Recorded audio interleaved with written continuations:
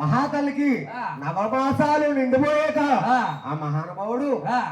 కడుపులో ఉండి అష్ట కష్టాలు పడతా ఉన్నాడు. అమ్మ ఒక్కొక్క ఆనే పొచ్చేనము పక్కాలో బాలచేనమ్మా ఒక్కొక్క ఆనే పొచ్చేనము పక్కాలో బాలచేనమ్మా పక్కానే పొచ్చేనము ఓలబడి పోతుంది అమ్మా పక్కా బాలచేనము ఓలబడి పోతుంది అమ్మా హరుగునే గన్నారే అమ్ము ఎంత బాధపడలే అమ్మా